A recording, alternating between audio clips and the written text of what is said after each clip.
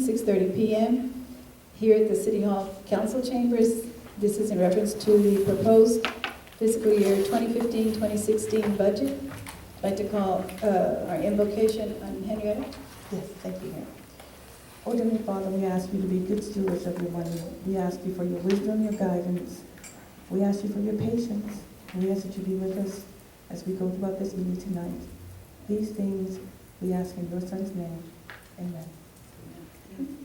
We have a quorum, Councilman Tejada, Councilman Edwards here somewhere, Councilman Rodriguez, and Councilman Guerrero. With that, we'll say the Pledge of Allegiance and the Texas Pledge. I pledge allegiance to the flag of the United States of America and to the republic for which it stands, one nation, under God, indivisible, with liberty and justice for all. On the Texas flag, I pledge allegiance to thee, Texas, one state, under God, one and indivisible.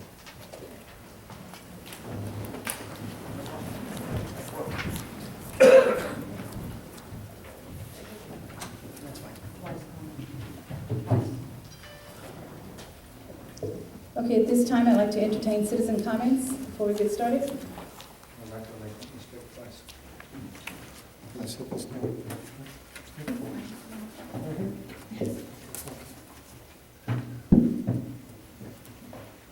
I attended a public hearing on annexation, and I listened to the attorney tell people in the room and the council that it was a workshop, that it was supposed to be a conversation between the council and the citizens there so that good plans could come about of it. Regarding the city budget,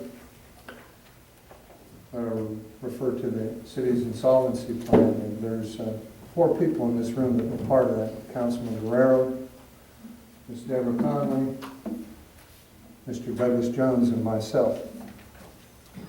And one of the tenets of this insolvency plan was the development of a 3-year budget. And one of the, on page 7 of the plan, under monitoring, item number 2 is implement a 36-month working budget in fiscal year 2013-2014. It didn't mean do it once and stop doing it. We're only looking at a 12-month budget. Some things that are alarming in this budget, first of all, are the sales tax projections. The city is projecting a 14.8% increase in sales tax revenue for the general fund. But for the event center, we are projecting an 18.7% increase in sales tax revenue. The 4B Corporation is actually only projecting a 6% increase in revenue. According to the State Comptroller's Office, in January we saw an 8% increase in sales tax. February we saw a 1% increase in sales tax. March we saw a 0.9% increase in sales tax. April a 1.7% increase in sales tax. May a 2% sales tax increase. June, we saw a 16% decrease in sales tax. July, a 13% decrease in sales tax. And August, a 1.3% increase in sales tax. Year to date, we are 2% below what we received last year. A 14 or an 18 or even a 6% increase in sales tax revenue seems highly unrealistic, particularly after the state comptroller was quoted on the news of downgrading projections for revenue for the state to include sales tax. Again, I want to commend the city manager and the comptroller for the work that they did in the budget, but there's some inconsistencies here, particularly as we look at the general fund. In the general fund, we see a 2% decrease overall in comparison to last year. In general administration, we see a 30% decrease. But in the municipal court, we see a 50% increase in expenses. We've cut in this budget the police department by 5%. We have we have only added 4% to the street department budget, 3% to the parks and recreation budget. We've left the service department flat, unchanged. And we have decreased the pool department by 8%. But we have increased our expenses for mayor and city council by 80%. That doesn't seem to make a lot of sense to me, particularly when we're talking about a tax rate that's 22% above a fair tax rate. And more importantly, is this event center budget. The total general fund budget for the maintenance and operation of our city is $3.8 million. Then we budget $1.79 million for the operation of the event center. And we're projecting $400,000. That's if we get an 18.7% increase in sales tax, which again I think is highly unreasonable. We are talking about generating maybe $205,000 in fees out there. We're supplementing it with $120,000 from the general fund.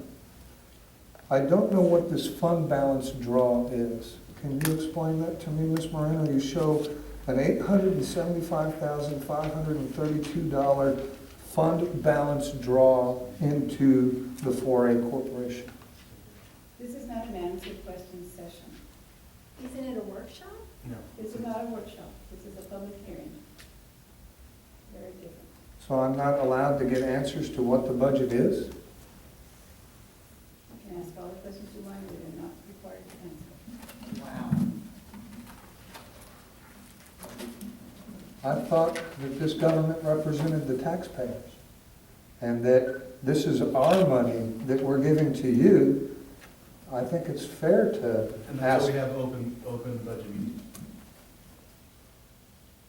I attended open budget meetings and the budget had not been finalized. It wasn't until it was put online that we were able to review that.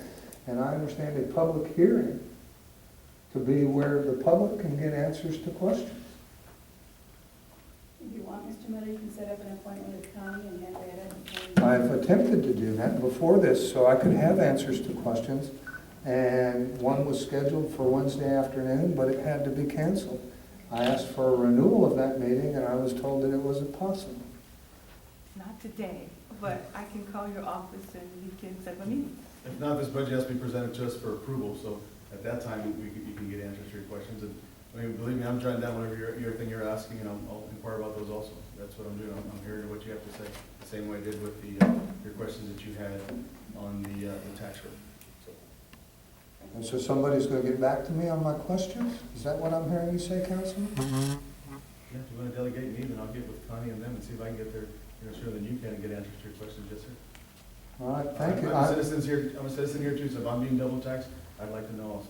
You know, I'm not opposed to the tax rate, and I'm not opposed to this budget, okay?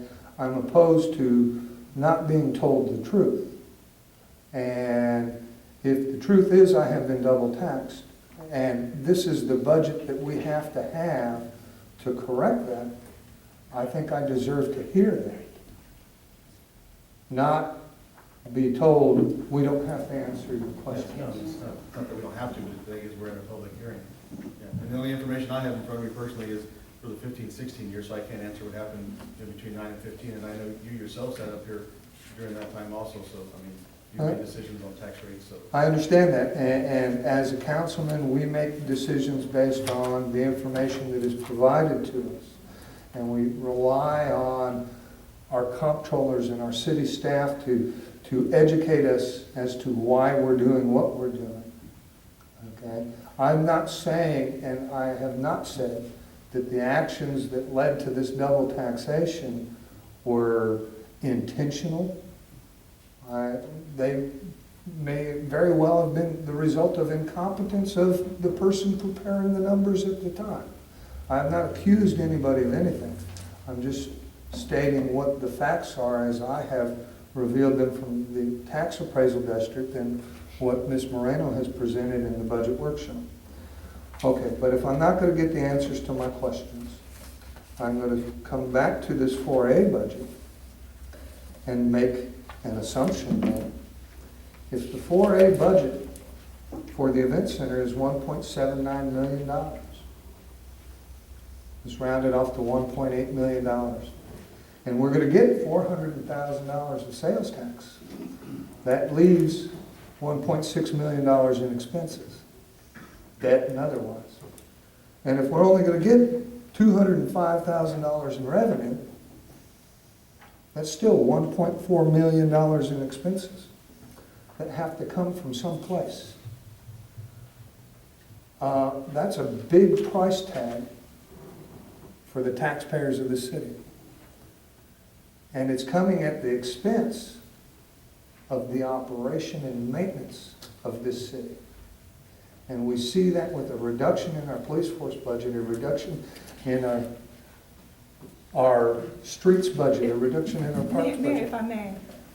if I may, just so that it won't be a confusion for the 4A, the $800,000 I think Mr. Mills is referring to is the money that we had to set aside from the lawsuit that was there, and it's set in that budget, and we have to carry it forward as we're going to make the repairs. I know it's a large amount, but we have to budget as a revenue and expenditure because we do plan on expending those funds this year. And actually later on the agenda tonight, we're asking you to approve a contract to do that work. So that's where the $800,000 came from, but it shows as $1 million budget. So if I could just say that. Okay, thank you, City Manager. It shows as $1 million budget because that shows as revenue, or is coming in as income in there. It's here, we have received it. Okay, so I know we have the check, so we have received that $800,000, okay. whatever that exact amount is. Yeah. We're gonna be expending that out with the contract as we do that, that's on the agenda to be approved tonight. Okay, so we still have the issue of a $1.8 million event center. Let's deduct the $800,000 that comes out of the lawsuit. We have $1 million operating expense of debt on the event center, but we're only generating $600,000. That's $400,000 in debt and operations that is on the backs of the taxpayers of this city. What are we going to do so that $400,000 is not on the backs of the taxpayers of this city next year? How are we going to operate it differently? What is the plan? We've talked about parks plans. We've talked about master plans. We talk about 3-year budgets. I think if we are going to support a tax rate that is 22% above a rollback rate or a fair tax rate, we need to see plans or some guidance, some talking that we're doing this or that so that next year that $400,000 burden on the taxpayers is less. And in 5 years, it's even further less, so that we can take that money that the taxpayers are spending on the event center to fix our streets and our water and our sewer and improve our city and our parks. And that's the kind of information I think is critical to the citizens of this community if you don't want to face a rollback election. 26 cents is a big jump down. I think the citizens of this community, me included, the business owners that are here, the business owners that I've talked to, can support this budget. But we need the truth, and we need a long-term plan. The insolvency plan was designed to help move the city out of the debt problem that it had and allow for long-term planning and long-term financial planning. And nobody can put together a 3-year budget that's going to be able to project what the revenue and expenses are going to be exactly in 3 years. But if we're budgeting and planning for that and go through budget amendments as we go through this process to adjust those numbers as we come to realizations, we don't have surprises. And we can stand in front of the people and say, yes, we know this is a higher than a fair tax rate. It is above the rollback rate. But this is what we're doing so that next year we're not faced with the same problem. And the year after that, that we're not faced with the same problem. To simply state that this is the same tax rate as last year does not answer those questions. Thank you.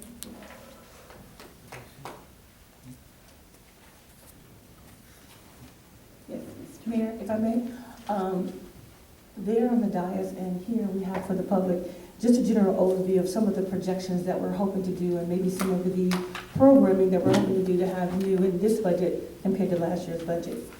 So I did this according to funds, but I started out with just an overview. And please forgive me, I'm just going to not necessarily read the memo to you, but point out some highlights, I think. Mr. Miller spoke of the insolvency turnaround plan. And some of the key issues that we've done are, we are monitoring the administrative zero-based budget that county does. We are Standard & Poor's rating upgraded us 3 notches to an A rating. Financial management policies, we have reduced the deficit 100%. Those are audited numbers that we received in 2015. And so it is actually ahead of the game because I think in the insolvency plan, it was projected to do so in 2017, but we did it early. A 90-day reserve fund is one of the things that's still pending, but the goal of $941,463, we have a fund balance of $252,000. Those are audited numbers in 2013, 2014. We have restructured the debt. The bond series for 2010 was completed. We have reduced some of the operating costs and ongoing process. And one of the things that's really going to take care of some of the maintenance for next year is we're going to use 100% plus some to the money that we received in the lawsuit to make whatever maintenance problems that we have to address all those things with the roof and HVAC. That's going to be coming on later in your next meeting. The M&S will be presenting to say the maintenance of that building will go down. So it'll address some of those issues. We have implemented all phases of the water and rate increase. We have established a permitting schedule. We had fun with that last meeting. We also have new permits that are being updated. So we have additional permits we never charged before. A fence permit, a site permit, all those permits that you approved last week, was it last week, that we've been able to have a new schedule. I believe it was last week.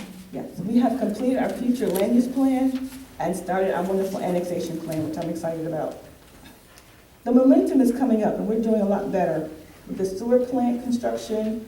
We have the water improvements we're planning to do with our new plant, our street maintenance that we're going out to bid for, that you all have approved, park improvement projects that we're hoping that we can come up with a park plan that I can look for additional funding as well as staff and different revenue streams, and working with myself, the park, and the Park Foundation. They're looking forward to this plan as well as EDC. Some personnel changes that will happen, hopefully, I propose in this budget is health insurance carrier quotes we're reviewing right now, but we see no substantial increase actually following meeting with Mr. Talley and one other company that we're pending to look at. We may even have a decrease and be able to offer a different carrier, but it's a better named carrier for our employees. To see a benefit of less for us, less for the employee to match, and also a lower out-of-pocket cost when they go to visit the doctor. So we're hoping to bring those to you, I believe, on September 3rd at that workshop. September 3rd workshop? What? Wages and Yes. insurance. Okay. The manager is proposing a merit increase for city departments in the range of 3.5% to 4.5%, similar to what we did last year. One of the things we're going to do, the new marketing, communication, and event specialist that will be funded totally by hotel motel tax. That person has been selected by myself and is waiting in the wings for October 1. So we're hoping to start this new person on October 1 that can bring more revenue to the city of Floresville. They're going to be able to assist Gloria Martinez in marketing and advertising this facility to be used as a convention center, and that's allowable by hotel motel tax. Another new position is an operations director who will be here at 7 o'clock. You all can meet him. That's going to be split funded between wastewater, water, street maintenance, and the general funds in this budget. I'm also newly proposing, after meeting with the USDA, a project accountant. We have a person who's doing it by contract, looking at doing a $10 million with a possible $3.5 to $4 million project. We need somebody to work with that and to be able to fund that. So we're hoping that you can approve that budget. As you know, tonight we're having the new employee handbook adoption. That's being proposed. It will address some of our budgetary issues. You all have approved a new safety manual this year. So those are the things that are new and personnel changes. General fund, just to remind you that we have a new collective bargaining agreement that's been negotiated for a 3-year term. The USDA, we had to split the funds, so water and sewer is no longer together. We have to treat wastewater and water differently. That will be demonstrated, which is new in this budget. 4A, the hotel motel fund. 4A has a budget line item in the city events for $50,000, so we're hoping to do more events that we're going to be hosting. We have an agreement to partner with the chamber to assist with the Visitors Bureau that we brought for a draft that's going to be coming back before you. You tabled it pending a budget. So Connie has worked with Crystal File. We worked with her. We have a budget, so that's coming back for you on the September 10th meeting. We have a new Visitors and Travelers Bureau, AKA committee, that will be approving using the hotel motel tax and setting criteria that will meet and go in conjunction with the requirements that's happening. And we're having an additional audit service to monitor our hotel motel tax, which will be implemented in 2014, 2015, and updates will be coming in 2015, 2016. Of course, our capital project is all about the USDA. One of the largest ones given in the state of Texas was given to the city of Floresville at the total amount of $10 million, with a grant right at $3 million. So that's going to be definitely one of our capital projects, as well as we're applying for a $3.5 to $4 million water project that will probably be approved within the next 30 days. The street maintenance program, we're going to be using and outsourcing that for completion. Our general fund for elected officers was increased due to memberships that you all have expressed, as well as training that you all have expressed a need to do so. So we need to increase that across the board for training and memberships. So that is new in the budget. That is the only increase in the administration budget. The cemetery fund improvements, we're looking at fencing, landscaping, cemetery maintenance to be used this year. However, the water will have to wait until we finish our water project. And there is a street that needs to be done, but we can make some simple repairs, but that'll have to wait until the water goes, because we don't want to repair the street and then dig up the street to put the water in. Our debt service, we restructured our GO bond debt. We're hoping that we can get additional property tax to address our O&M cost. And last but not least, our park funds, recreation funds have been allocated for repairs and maintenance. We're trying to do some maintenance with those. And our new Department of Community Development was presented to allow us to track our permit fees a lot better. And so those are some of the nuances in the budget. We're going to be having additional hearings. We're having one on the 31st. We're hoping to schedule one on the 3rd of September, and then one on the 8th of September before we actually finalize it. So we want to be able to look at the revenue. We want to bring out those things so we can do an overview for you. I want to commend you all for meeting so much on this wonderful budget, getting your ideas from yourselves as well as the public. Into my report, Mayor. Are there any questions for me? Henry, I just want to comment that regardless of the accusations of inconsistencies and finding mistakes, I think you and Connie are doing a great job. And if there are errors, like it's been pointed out, those are human errors and they can be addressed in a personnel matter. But I have all the confidence that you're doing the right thing. Thank you. We work really hard, and we want to thank you for all your hard work that you've been doing to come and to meet with us, to go through these numbers. And we're hoping that the proposed budget, we can find all those errors at this point, and that you can propose a pretty good budget that won't have as many errors. But remember, a budget is a working document, and so as things arise, that's why I guess God invented budget amendments. So we're going to be having some of those near the end of the year so that we can correct whatever happens or make adjustments as needed. But we're hoping that we can come in very close to what we did last year and be able to get to that 90-day rainy day fund, which is important. Just for your information, I have extra copies of my proposed budget on, it's on web, it's online, but there's also some extra copies in case somebody wants to take them with them. Okay, thank you. Mariana, how much do we have in our rainy day fund right now? What we have in our rainy day fund is $252,000. Our goal is $941,463. So that's the reserve. You can opt to restrict it if you want to. It's not necessarily there, but it's implied that that fund needs to be there and that fund balance will be carried forward. So we're hoping to meet that goal. We won't meet it this fiscal year, in this budget, but we're hoping to meet it in the next budget. But 252 was last year's audit balance. Yes, That 252. doesn't include this year's. No, it does not. And audited numbers, 252 audited numbers.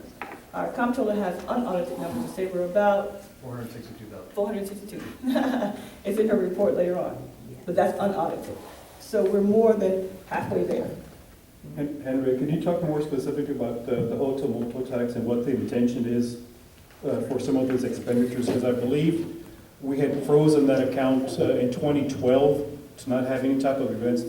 We talked about a deficit in the 4A, but what are we trying to do now with that hotel motel tax? Well, what we're trying to do with the hotel motel tax, and just so if I can for the audience to say that that's a tax assessed when you stay in a hotel room. It's not necessarily ad valorem taxes. And so that purpose is to like prime the pump. The purpose is actually to put money in so you can do some things, signage, anything to do with your event center, you can maintain your event center, those type of things you can do with the hotel motel tax. The Like holiday extravaganza and so forth? Well, the idea is to have several different events, that we can put on events that will bring people for heads to beds. And so what we're proposing, not only for the city council, but also for 4A, is to have events such as that that will promote, come and bring heads to beds.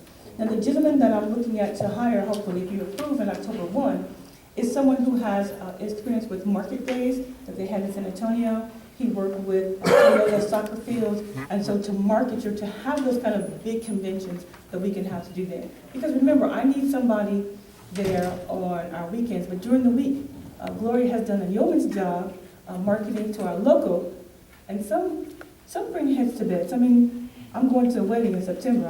I'm sitting in a hotel, so it does promote that. But we want it more on a general level. Larger conventions is what we're hoping to do. The exposure is what we're hoping to do.